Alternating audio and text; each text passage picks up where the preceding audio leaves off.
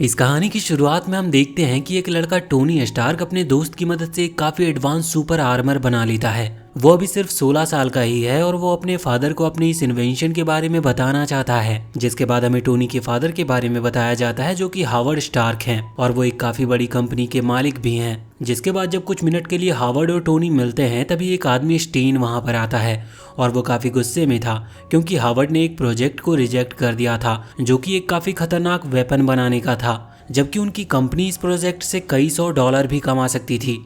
फिर स्टेन भी गुस्से में वहां से चला जाता है। उसके वहां से जाने के बाद हावर्ड टोनी को मैक्लियन रिंग्स के बारे में बताता है जिन्हें चाइना के लोग सोचते हैं कि वो रिंग मैजिकल है, पर हावर्ड के हिसाब से उन रिंग्स की टेक्नोलॉजी उनके टाइम से काफी आगे की है। और फिर वो उस रिंग को कुछ साइंटिस्ट को दे देते हैं जिसके ऊपर वो रिसर्च कर पाए और वो दोनों बाप बेटे वापस घर आने लगते हैं। घर वापस आते हुए हावर्ड के पास वापस से स्टेन का कॉल आता है।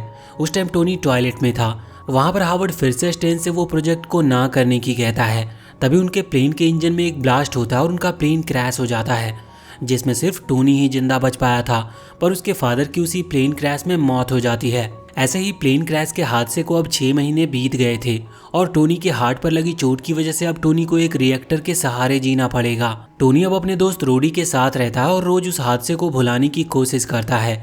साथ ही अभी टोनी सिर्फ 16 साल का है जिसकी वजह से अभी वो स्टार्क इंडस्ट्री भी नहीं चला सकता और इसी मौके का फायदा उठाकर स्टेन टोनी के 18 साल होने तक कंपनी अपने हिसाब से चलाने लगता है और वहां पर वो खुद अपनी पसंद के फैसले लेने लगा था। जब टोनी स्टेन से मिलता है तो वो देखता है कि स्टेन ने उसके फादर की रिंग पहन रखी है और ये बात टोनी को बिल्कुल समझ नहीं आती। फिर वो अपना मन शांत करके रोडी के साथ स्कूल चला जाता है क्योंकि वो अपने स्कूल का पहला दिन ही खराब नहीं करना चाहता था। जिसके बाद हम देखते हैं कि टोनी अपने स्कूल के किसी भी स्टूडेंट से काफी ज्यादा स्मार्ट था क्योंकि उसने फिजिक्स और केमिस्ट्री जैसी चीजें काफी पहले ही पढ़ ली थी। स्कूल में ही टोनी एक लड़की पेपर से मिलता है जिसके फादर FBI एजेंट है और वो अभी इसी बारे में इन्वेस्टिगेट कर रही है कि टोनी के फादर के मरने से स्टेन को कितनी जगह प्रॉफिट हुआ है। ये जानकर टोनी भी अपने फादर की डेथ के बारे में सच्चाई जानने का डिसाइड करता है। इसके बाद वो एक जंक यार्ड में जाता है जहाँ पर उसकी सीक्रेट लेबोरेटरी थी। रोडी की मदद से टोनी स्टेन पर नजर रखना चाहता था। उसी शाम को टोनी सैटेलाइट को हैक करके स्टार्क इंडस्ट्री के सिस्टम में घुस जाता है और वहाँ पर उसे पता चलता है कि स्टेन उसके फादर की खोजी हर एक टेक्नोलॉजी को काफी खतरनाक वेपन बनाने में यूज कर रहा है। रोडी भी टोनी के साथ फोन कॉल से जुड़ा हुआ था और वो लगातार उसे इन्फॉर्मेशन दे रहा होता है। तभी रोडी टोनी को बताता है कि एक ट्रेन सीधा जाकर स्टार्क इंडस्ट्री के टावर से टकराने वाली है। टोनी समझ जाता है कि अगर ऐसा कुछ हुआ तो लाखों लोग मारे जाएंगे और ये बिल्कुल सही नहीं होगा। इसीलिए टोनी जाकर ट्रेन का ट्रैक बदल देता है। लेकिन फिर ये दिक्कत आती है कि जिस ट्रैक पर ट्रेन अभी चल रही है वो अभी पूरा बना ही नहीं है और ऐसे में वो ट्रेन सीधा जाकर सिटी के बीच में लोगों पर गिर जाएगी। तो टोनी खुद ही ट्रेन को आगे जाकर उसकी स्पीड कम करने का डिसाइड करता है। टोनी अपने हार्ट रिएक्टर की भी पूरी पावर लगा देता है लेकिन फिर भी कुछ नहीं होता और जल्दी वो समझ जाता है कि उसका ये प्लान काम नहीं करेगा। इसीलिए वो ट्रेन के डिब्बों को अलग अलग कर देता है जिससे कम नुकसान पहुंचे और ट्रैक से सिर्फ एक डब्बा गिरता है, पर टोनी उसे भी पकड़ लेता है और काफी आराम से जमीन पर रखता है जिससे टोनी लाखों लोगों की जान बचा पाता है और अब वो आयरन मैन के नाम से पूरे देश में फेमस हो जाता है। फिर टोनी रोडी से बात करता है और टोनी को याद आता है कि उसके फादर का यही सपना था कि वो टेक्नोलॉजी की मदद से लोगों की रक्षा कर सके और अब वो भी यही काम करेगा। वहीं दूसरी तरफ स्टेन आयरन मैन जैसी टेक्नोलॉजी का यूज अपनी वॉर मशीन में करना चाहता था। जिसके बाद हम एक आदमी जोंग को देखते हैं जिसे मैंडोरिन के नाम से भी जाना जाता है। वो सोच रहा होता है कि किस तरह से वो कभी मैक्लियन रिंग्स को हासिल कर सकता है। तभी एक लड़का जिन कान वहां पर आता है जो कि जोंग का सौतेला बेटा है, पर जोंग जिन कान को गुस्से में काफी मारता है। कुछ देर के बाद एक आदमी जिन कान के पास आता है और उसे बताता है कि स्टार्क इंडस्ट्री में एक आदमी के पास मैक्लियन रिंग में से एक है। वहीं टोनी देखता है कि स्कूल में हर कोई आयरन मैन के बारे में कुछ ना कुछ सोच रहे थे। तभी पेपर टोनी को बताती है कि उसके फादर के हिसाब से आयरन मैन मिलिट्री का एक एक्सपेरिमेंट है। उसी दिन टोनी स्टेन की बनाई कुछ मशीनों को रोकने जाता है जिससे वो सिटी के एक काफी बड़े हिस्से को भी डिस्ट्रॉय कर सकता था, पर स्टेन उन मशीनों से टोनी पर ही अटैक कर देता है। वो मशीन टोनी को दबाकर मारने की कोशिश करती है, पर टोनी का आर्मर इतना स्ट्रांग था कि वो आसानी से उस मशीन को रोक लेता है। तभी वहाँ 2 और मशीन आ जाती है और वो भी टोनी पर अटैक करने लगती है। उनसे बचने के लिए टोनी एक एनर्जी शील्ड बना लेता है। वो मशीन टोनी को चारों तरफ से घेर लेती है जिसकी वजह से टोनी उन पर अटैक करने लगता है। वहीं स्टेन के साइंटिस्ट उसे बताते हैं कि उनकी मशीन ओवरलोड हो रही है जिसकी वजह से वो कभी भी ब्लास्ट हो सकती है। तभी स्टेन के सामने मैंडोरिन आ जाता है और वो हर उस गार्ड को पीट देता है जो उसके सामने आता है। स्टेन ऐसे किसी मॉन्स्टर को देखकर काफी हैरान हो गया था और मैंडोरिन के मांगते ही उस रिंग को निकालकर उसे तुरंत ही दे देता है। लेकिन इतनी एनर्जी टोनी का सूट भी ज्यादा टाइम तक रख नहीं पाता, इसीलिए टोनी को भी वो एनर्जी कहीं छोड़नी थी। तो टोनी इस मौके का फायदा उठाता और वो एनर्जी उन सभी मशीनों पर सूट कर देता है, जिससे वो सभी ब्लास्ट हो जाती है। टोनी की हालत ज्यादा सही नहीं दिख रही थी। तभी मैंडोरिन भी टोनी के पास आ जाता और टोनी को मारकर काफी दूर गिरा देता है, पर टोनी भी उस पर अटैक करता। और जब टोनी उसके हाथ में मैक्लियन रिंग को देखता है तो वो सोचने लगता है कि वो है कौन, लेकिन तभी मैंडोरिन वहां से चला जाता है। उसके जाने के बाद स्टेन टोनी के पास आता है और उसकी वॉर मशीन बनाने में मदद करने की कहता है, पर टोनी इस काम के लिए साफ मना करके वहां से चला जाता है। जिसके बाद हम देखते हैं कि असल में उस मैंडोरिन के आर्मर में जिनकान था और जिनकान ने अपने फादर जोंग को जेल में बंद कर दिया था। साथ ही अब जिनकान को पावर का नशा हो चुका था और अब वो सारी रिंग्स को इकट्ठा करना चाहता है। कुछ देर के बाद जोंग की शॉप पर टोनी आता है ये बताने के लिए कि उसके फादर ने मैक्लियन रिंग्स पर काफी रिसर्च की है जो उनके काफी काम आ सकती है। पर जिनकान बताता है कि जोंग कुछ टाइम के लिए सिटी से बाहर गए हैं, जिसकी वजह से वो उनसे नहीं मिल सकता। पर टोनी जिनकान को भी उस रिंग्स के बारे में कुछ बातें बताकर चला जाता है। इसके बाद जिनकान भी टोनी के स्कूल में ही एडमिशन लेने का डिसाइड करता है, जिससे वो टोनी पर नजर रख सके कि टोनी किसी और को रिंग्स के बारे में ना बताए। जिसके बाद हम देखते हैं कि जिनकान टोनी के स्कूल में आने लगता है और उसे देखकर पेपर बताती है कि उसने जिनकान के बारे में कहीं सुना है। और फिर जिनकान अपनी लिमोजिन में बैठने जा रहा होता है, लेकिन तभी उसका लिमोजिन ब्लास्ट हो जाता है। हालांकि पेपर और टोनी पास में ही थे और वो समय रहते जिनकान को बचा लेते हैं, पर तभी एक वैन आती है जिसमें काफी सारे सोल्जर्स थे जिन्हें मैजिया ने भेजा था, जिससे वो जिनकान को किडनैप करके उसके फादर जोंग को ब्लैकमेल कर सके। वो सोल्जर्स जिनकान को ले जाते हुए टोनी और पेपर को भी ले जाते हैं। रूडी अपने दोस्तों को किडनैप होता हुआ देखता है और सीधा ही सीक्रेट लेबोरेटरी की तरफ निकल जाता है। वहीं टोनी उनसे पूछ रहा था कि उन्हें इस तरह से किडनैप क्यों किया गया। तभी सोल्जर किलर फेन बताता है कि जोंग एक टोंग नाम के ग्रुप का लीडर है जिनकी फाइट ग्रुप मैजिया से चल रही है। तभी पेपर को भी याद आता है कि उसने जिनकान को कहाँ देखा था। वो बताती है कि जिनकान के फादर एक अंडरवर्ल्ड के क्रिमिनल हैं और उनके लिंक चाइनीज माफिया तक है। तभी चुपचाप टोनी अपने एक डिवाइस की मदद से अपनी लोकेशन रोडी तक पहुंचा देता है। उसके लोकेशन मिलते ही रोडी रिमोट कंट्रोल की मदद से आयरन मैन सूट टोनी तक पहुंचा देता है। वो लोग उसके सूट पर गोली चलाने लगते हैं, पर जैसे ही टोनी को मौका मिलता है वो अपने सूट में आ जाता है और उन सभी से फाइट करने लगता है। टोनी उन सभी से फाइट कर रहा होता है और इतने में ही जिनकान और पेपर वहां से बाहर जाने लगते हैं और कुछ ही देर में टोनी उन सभी को हरा भी देता है और अपने दोस्तों के पास वापस आ जाता है, जिससे उन्हें शक न हो कि वही आयरन मैन है। जिनकान सही सलामत बचने के बाद भी उन सोल्जर्स को सजा देने का डिसाइड करता है। Next day Tony Stark facility में जाता है जिससे वो कुछ पता लगा सके कि स्टेन उसके फादर की टेक्नोलॉजी से करना क्या चाहता है। लेकिन तभी एक व्हाइट आर्मर पहना आदमी टोनी पर अटैक करने लगता है और वहाँ की हर चीज को वो बर्फ का बना रहा होता है। पर जब उसे पता चलता है कि टोनी स्टेन के लिए काम नहीं करता तो वो वहीं पर रुक जाता है और अपना नाम डोनी गिल बताता है। फिर वो बताता है कि उसने कई साल स्टेन के लिए काम किया और आखिर में स्टेन ने उसकी रिसर्च को एक वेपन में बनाने की कोशिश की, इसीलिए डोनी अपने रिसर्च को वापस लेने स्टार्क फैसिलिटी में आया है, जिससे वो हमेशा के लिए स्टेन को रोक सके। टोनी भी डोनी की मदद करने का फैसला करता है, पर रोडी ऐसे किसी पर भी भरोसा करने से मना करता है। अगले दिन टोनी पेपर को डोनी के किसी क्रिमिनल रिकॉर्ड को चेक करने की कहता है, जिससे उन्हें पता चल सके कि डोनी भरोसे के लायक है भी या नहीं। इसके बाद हम देखते हैं कि टोनी और डोनी दोनों मिलकर उस इन्वेंशन को चुरा रहे होते हैं जो डोनी की थी, लेकिन तभी वहां पर काफी सारे गार्ड्स आ जाते हैं और उन दोनों को घेर लेते हैं।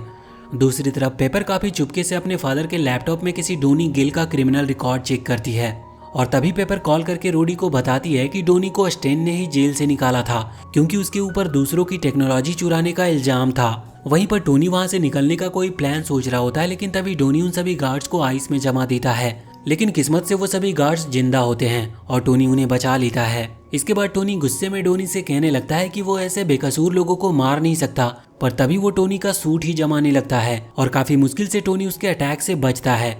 पर तभी टोनी को वहां से जाना पड़ता है क्योंकि उसके रिएक्टर की बैटरी अब खत्म होती जा रही थी, जिसकी वजह से उसे जल्दी से चार्ज करने की जरूरत थी। और इसके बाद टोनी अपने लैब पर आता है अपने रिएक्टर को चार्ज करने के लिए और रोडी टोनी को डोनी के पास्ट के बारे में बताता है।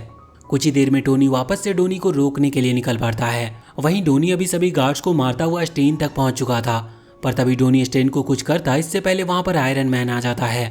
लेकिन अब आयरन मैन की मदद से उस वेपन को लेकर डोनी अब काफी ज्यादा स्ट्रांग हो चुका था और वो पूरी स्टार्क बिल्डिंग को ही बर्फ का बनाने लगता है। लेकिन तभी टोनी उस वेपन को ही तोड़ देता है, जिसकी वजह से उसकी पावर कंट्रोल से बाहर चली जाती है और वो अपने आप को ही बर्फ का बना लेता है। टोनी वहां से इसके बाद जाने लगता है, लेकिन तभी स्टेन का होलोग्राम वहां पर आता है और स्टीन आयरन मैन से कहता है कि वो बहुत जल्दी उसकी असली आइडेंटिटी का पता लगा लेगा। आगे हम देखते हैं कि सभी दोस्त स्कूल में होते हैं, तभी पेपर टोनी और रोडी को बताती है कि उसके फादर कुछ दिनों से काफी अजीब बर्ताव कर रहे हैं। जिसके बाद क्लास में एक FBI ऑफिसर पेपर के पास आता है और उसे अपने साथ ले जाने लगता है। टोनी को कुछ अजीब लगता है, इसीलिए वो भी पेपर के पीछे जाता है। इसके बाद वो ऑफिसर पेपर को बताता है कि उसके फादर एक मिशन पर थे जब उन्हें कुछ लोगों ने काफी बुरी तरह से मारा, जिसकी वजह से अब वो हॉस्पिटल में हैं। जिसके बाद तुरंत ही पेपर अपने फादर से मिलने जाती है। अपनी बेटी को सामने देखकर वो पेपर को बताते हैं कि वो मिस्टर फिक्स था जिसने ये सब उनके साथ किया।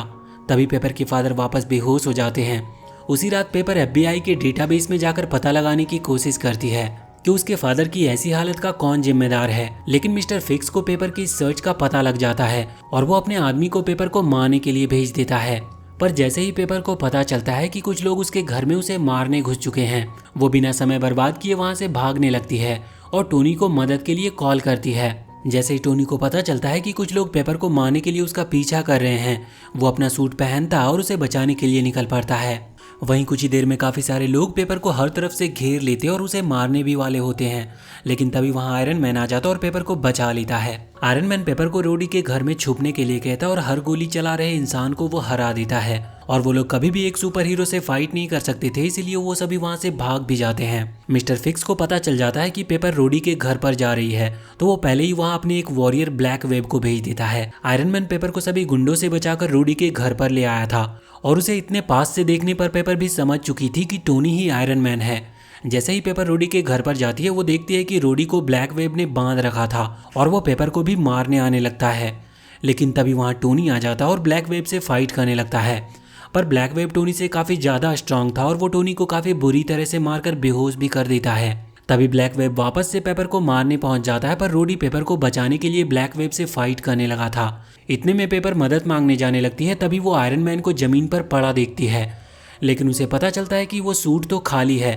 तभी वहां वो ब्लैक वेब भी आ जाता है और पेपर को मारने वाला होता है, पर तभी सही टाइम पर टोनी वहां अपने दूसरे सूट में आ जाता है और वापस से वो ब्लैक वेब से फाइट करने लगता है। पर अब की बार भी ब्लैक वेब टोनी पर भारी पड़ रहा था, तो टोनी अपनी पूरी एनर्जी एक जगह पर फोकस करके ब्लैक वेब को मारता है, जिससे वो दोबारा खड़ा नहीं हो पाता और वहीं पर हार जाता है।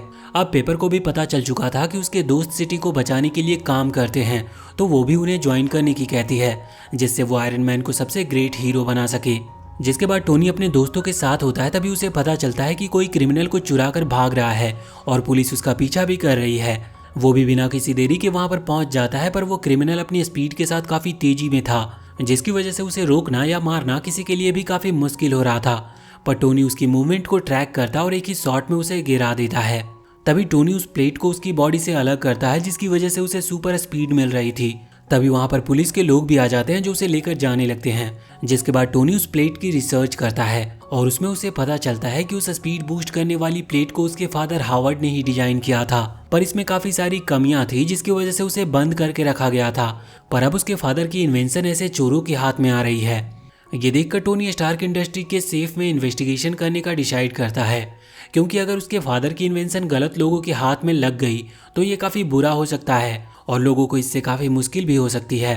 फिर हम पार्क्स को देखते हैं, जिसकी बॉडी में काफ़ी अजीब चीज़ें हो रही थी, जिसकी वजह से वो जेल से भी बाहर आ जाता है और अपनी नई पावर्स के साथ आयरन मैन को वापस से चैलेंज करता है। तभी आयरन मैन भी वहां पर आता है और देखता है कि उसका अपोनेंट पहले से भी काफ़ी ज़्यादा फास्ट हो चुका है। ये देखकर आयरन मैन पार्क्स की मदद करने की कहता है, क्योंकि उस प्लेट के साइड इफेक्ट की वजह से ही उसकी बॉडी में ये सब हो रहा था। लेकिन वो आयरन मैन की कुछ सुनने को तैयार ही नहीं था और लगातार वो उसके ऊपर अटैक करता जा रहा था।